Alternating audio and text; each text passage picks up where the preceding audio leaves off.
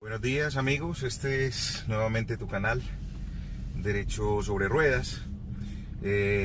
Seguimos con el tema que venimos tratando con relación a las audiencias preliminares y a algunas situaciones que causan inquietud permanente en las personas con relación a lo que pasa con las personas que han sido o que están siendo procesadas en la justicia penal colombiana. Y el tema que hoy vamos a tratar es un tema extenso, es un tema que no es un tema fácil de abordar porque tiene mucha extensión y muchos aspectos que podrían darse como discusión. Pero igual, de todas maneras, trataremos de hacer una explicación de alguna manera sencilla, breve, de lo que es la medida de aseguramiento o la solicitud de medida de aseguramiento intramural por parte de la Fiscalía. Digo que es un tema bastante extenso y bastante complejo porque es el tema que implica de alguna manera el derecho a la libertad. Es cuando se puede afirmar de alguna manera que está en riesgo el derecho a la libertad.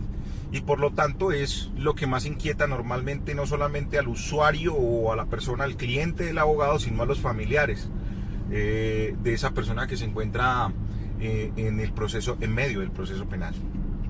Entonces, como su nombre lo dice, la medida de aseguramiento es un mecanismo que pretende de alguna manera asegurar la comparecencia o la presencia de la persona que se encuentra sujeta al proceso penal a través de la restricción del derecho a la libertad. O sea, en palabras mucho más claras, se trata la medida de aseguramiento de la limitación de la libertad de una persona mientras se adelanta la investigación. O sea, la persona es mandada a una cárcel o mandada a prisión domiciliaria mientras va transcurriendo la investigación penal que hay en su contra. Esta medida es una medida bastante drástica y es una medida que en principio debería pensarse solamente opera con relación a los delitos más graves. Y obviamente porque ellos son los que deberían de alguna manera afectar el principio de libertad cuando el derecho penal está visto como un derecho penal en el que el último recurso es la privación de la libertad, que así debería ser. Entonces, la medida de aseguramiento en Colombia tiene unos principios y además de principios tiene unos requisitos. O sea, la medida de aseguramiento debe satisfacer, debe buscar cumplir unos fines. Y esos fines son de índole constitucional. Esos fines no pueden ser otros que unos fines superiores que permitan entonces que el Estado se abrogue la posibilidad o diga: yo voy a mantenerlo a usted privado de la libertad, aun cuando lo considero inocente por su presunción de inocencia, pero por estas razones. Entonces vemos cómo los fines constitucionales tienen que ver con que la persona pueda representar un peligro para la comunidad o un peligro para la víctima. Además de ello, que se pueda pensar de manera razonable que la persona puede representar o tener un peligro de fuga o no comparecencia al proceso. Y otro de los fines constitucionales es que la persona tiene la capacidad de alterar o de influir de alguna manera sobre los aspectos de prueba, sobre los elementos materiales probatorios, sobre los testigos dentro de un proceso.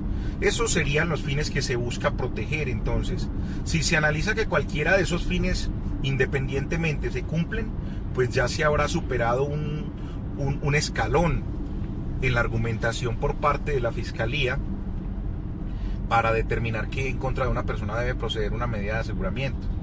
Pero si por el contrario no se cumple con ninguno de esos fines, pues no se podría hablar de la procedencia de la medida de aseguramiento.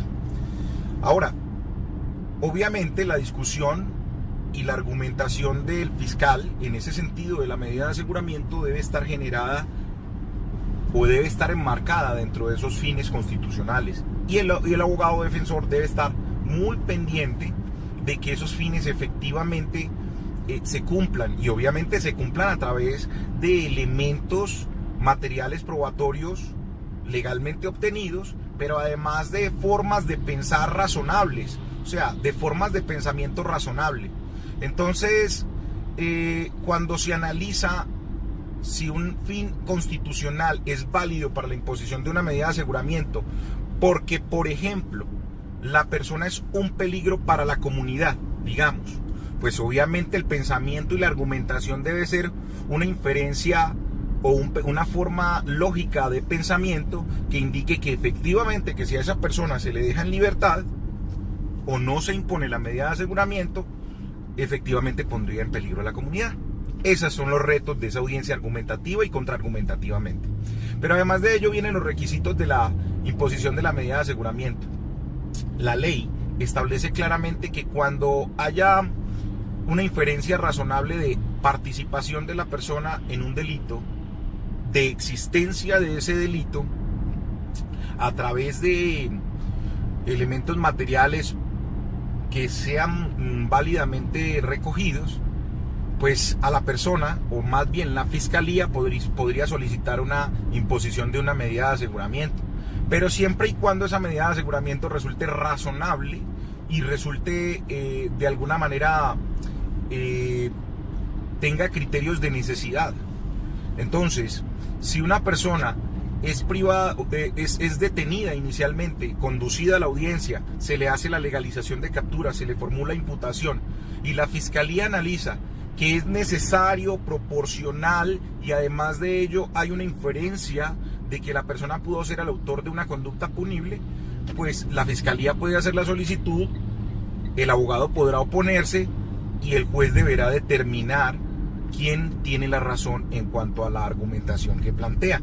Pongamos un ejemplo para hablar entonces de esta argumentación. Si se encuentra que un sujeto ha sido capturado momentos después de que ha sido realizada una conducta de un hurto, a lo que se le conoce normalmente como un robo, y a esa persona le es encontrada un arma de fuego. Además de ello, es señalada por la comunidad y aún por la misma persona que fue víctima de la conducta de hurto, y es encontrada en posesión de los elementos que le fueron hurtados a la víctima, pues es posible pensar a través de una inferencia razonable que esa persona pudo haber sido el autor de la conducta del delito de hurto. Por lo tanto, para la fiscalía esa argumentación es una argumentación fácil de establecer.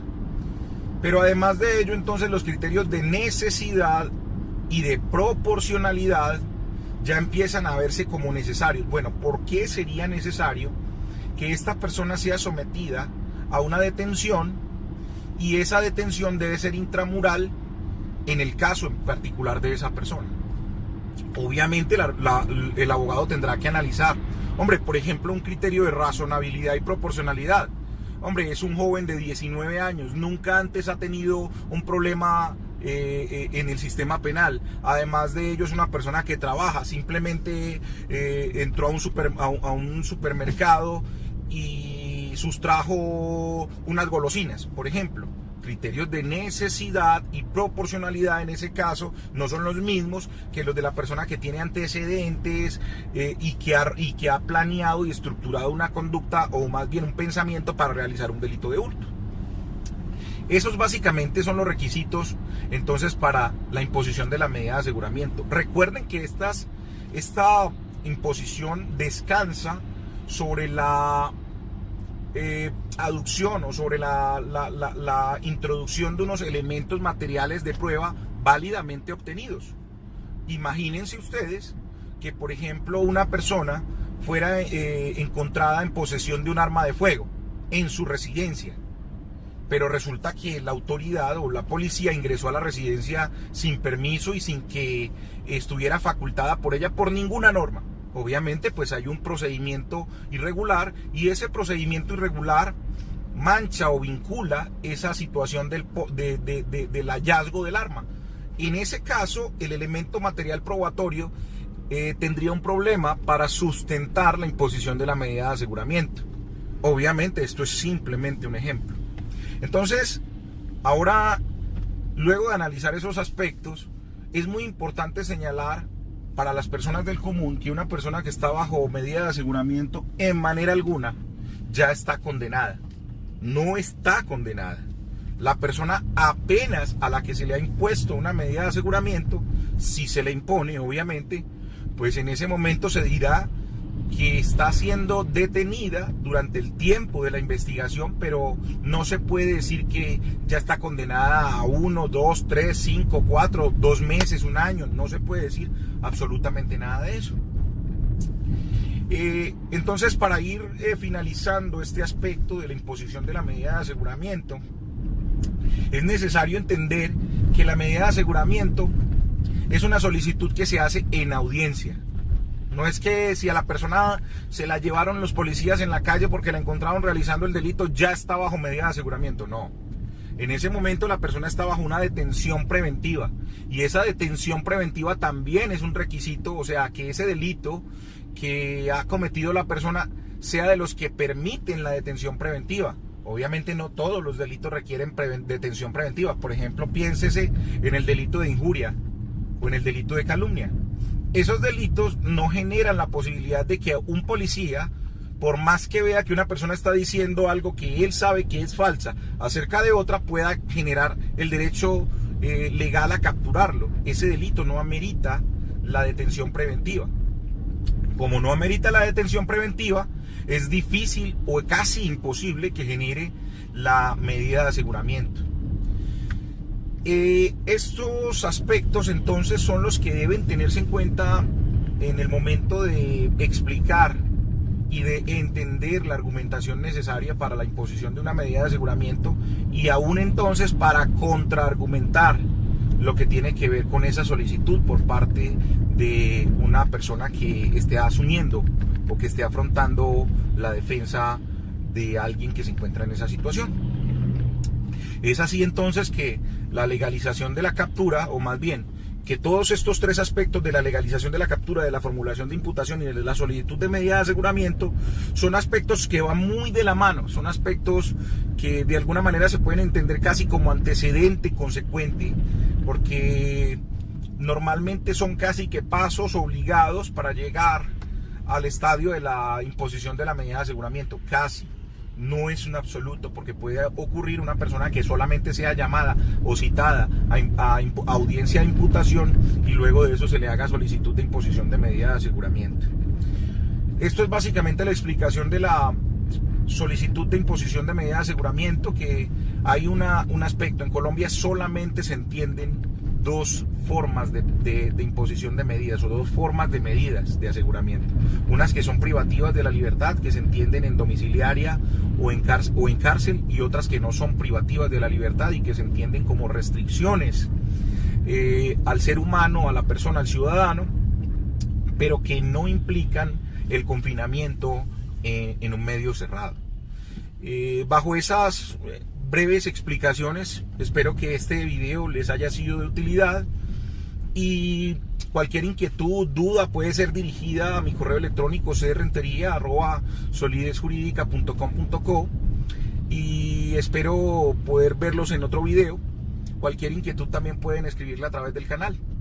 Que estén muy bien y Dios los bendiga.